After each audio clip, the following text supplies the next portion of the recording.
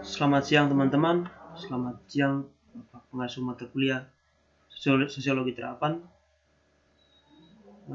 Kali ini saya akan mereview buku pada mata kuliah Sosiologi Terapan yang berjudul Sains dan Teknologi dalam Masyarakat.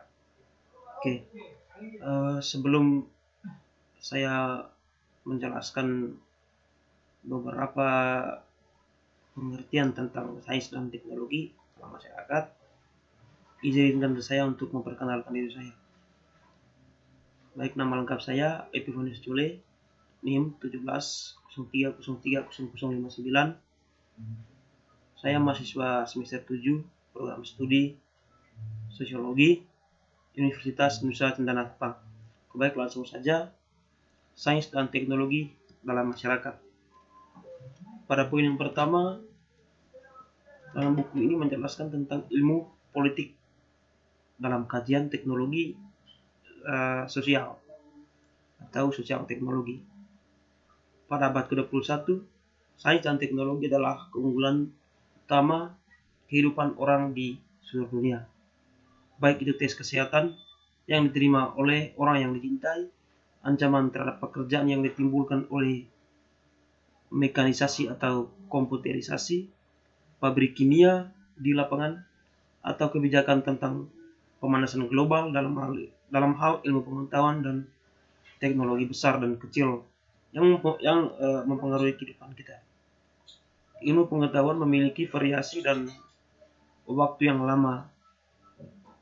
Secara kasar, itu adalah gagasan bahwa ada perpecahan yang melekat antara fakta dan nilai yang secara intrinsik merupakan kategori yang berbeda tentang fenomena. Ide ini bisa dilihat dalam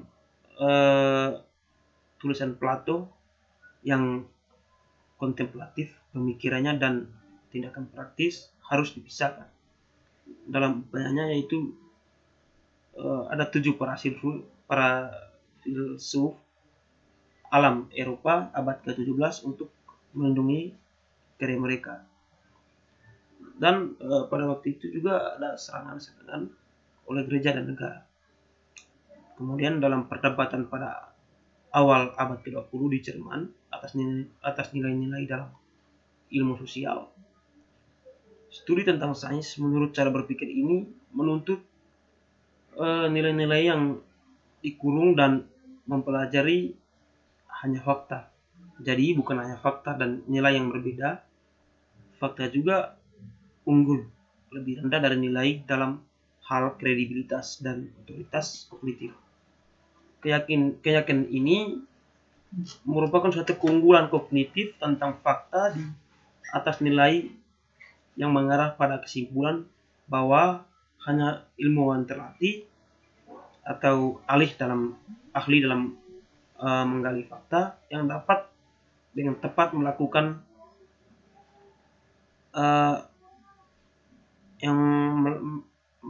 pengambilan keputusan tentang hal-hal teknis di mana data atau fakta berada pada produk dari metode ilmiah. Dalam konteks ini, otoritas sains bertumpu pada klaimnya sebagai nilai bebas dan netral secara politik. Bukti ketahanan saintisme yang tak kunjung padam dapat ditemukan di masalah atas teknologi baru. Kemudian jika pandangan ini mendorong perkembangan teknologi, itu juga menjadi dasar untuk menepis kritik terhadap teknologi baru. Meskipun penilaian yang sering bijaksana, pengembangannya merupakan suatu produksi industri oleh Herodotus abad ke-19. Istilah tersebut telah mengambil nada meremehkan saat abad ke-21. Dalam beberapa tahun terakhir, pendukung bioteknologi telah berusaha untuk meningkatkan kritik dengan merujuk mereka sebagai ludites, alarmis, dan champion of stagnating teknologi. Dengan retorika berlebihan semacam ini, orang bisa bayangkan bahwa akan ada sedikit ruang untuk pertanyaan-pertanyaan yang cermat dan disengaja. Kemudian pada poin yang kedua yaitu technoscience is social. Apa artinya mengatakan bahwa sains dan teknologi adalah fenomena sosial? Pandangan ilmu pengetahuan dan teknologi yang terkandung dalam saintisme dan teknologi progresisme teknologis menyaksikan sedikit ruang untuk berpikir tentang technoscience sebagai ilmu sosial. Tentang semua yang dapat kita katakan adalah bahwa karena sains dilakukan oleh teknologi yang dikembangkan oleh manusia, dan manusia adalah makhluk sosial. Sains dan teknologi itu sama-sama juga merupakan suatu fenomena sosial, tapi pandangan karakter sosial teknologis ini sangat terbatas. Itu tidak dapat memberikan dasar untuk menangkap kompleksitas ilmu pengetahuan dan teknologi di dunia kontemporer. Dalam buku ini membutuhkan lebih banyak pemahaman tentang pandangan yang paling tradisional tentang sains guna untuk memahami pengetahuan sebagai produk untuk membaca suatu realitas dari alam. Dan dalam perspektif ini, karakter sosial sains sebenarnya bukan bagian dari proses produksi pengetahuan. Beberapa filsuf berpendapat bahwa fakta syarat dengan teori mereka yang berarti bahwa sesuatu yang kita sebut kenyataan tidak pernah terlihat independen teori yang memungkinkan para ilmuwan untuk berpikir tentang apa yang mereka lihat. Dalam istilah yang digunakan dalam filsafat sains, tidak ada pengalaman yang menjadi perantara. Teori terletak di antara pengalaman atau kenyataan dan fakta. Kemudian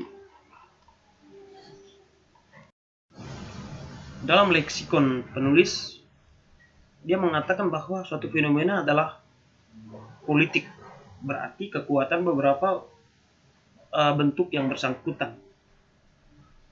Penulis juga di sini percaya bahwa sains dan teknologi adalah mental dan politik secara menyeluruh. Padahal kalau kita lihat dari sisi fenomena-fenomena yang terjadi, agak sulit untuk dipisahkan bagaimana fenomena tersebut keluar dari wacana sosial dan politik. Pada kenyataannya, sosial dan politik saling terkait antara satu sama lain. Jika kita lihat bahwa seleksi dan pilihan terlibat dalam praktis sains dan teknologi, kita harus bertanya mengapa satu pilihan dibuat di atas yang lain. Kenapa teori yang digunakan bukan yang lain? Mengapa teknologi ini komersiali dan bukan yang lain? Tentunya alam atau realitas memainkan peran di sini.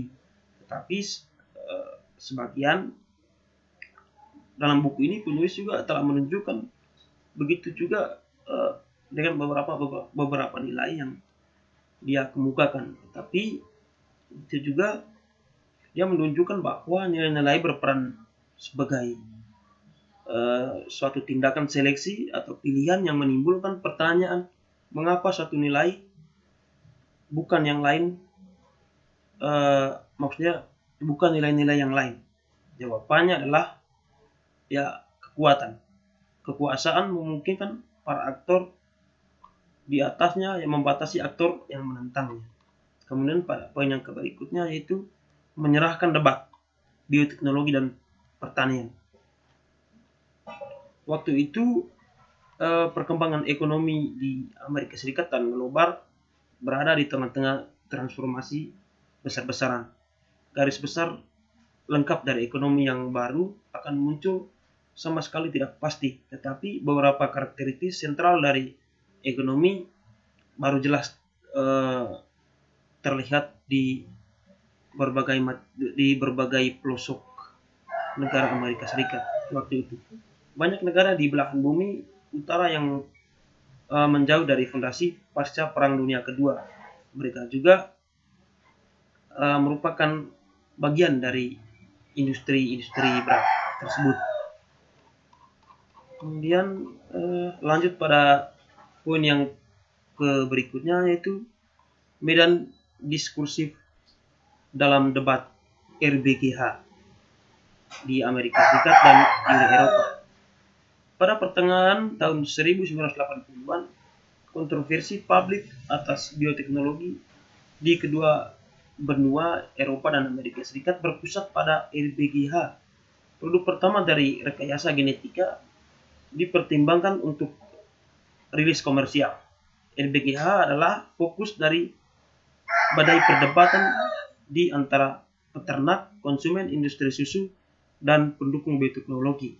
Pada tahun 1986, Dewan Perwakilan Rakyat Amerika Serikat mengadakan pendengaran pertama GRIS di RBGH, dan sebagian besar medan diskusi dibatasi oleh perluasan marketisme bebas dan diartikulasikan dengan jelas, yaitu tentang kemajuan teknologi.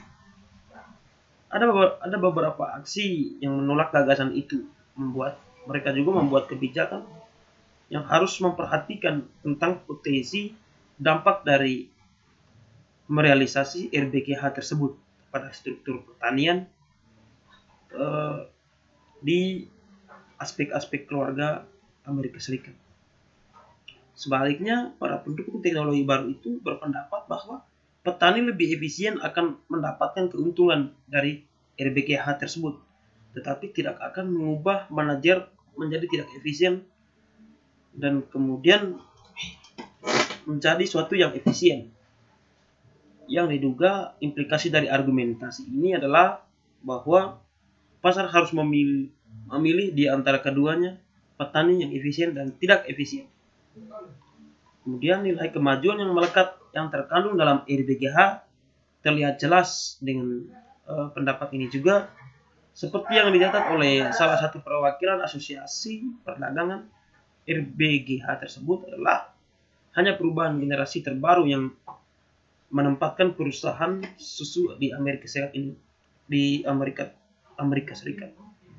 Kemudian industri di ujung tombak peningkatan produktivitas hanyalah salah satu teknologi di jalur perbaikan konstan menurut garis pemikiran ini. Oke, baik, mungkin itu saja yang perlu saya jelaskan di sini. Atas waktu dan kesempatannya saya ucapkan terima kasih banyak.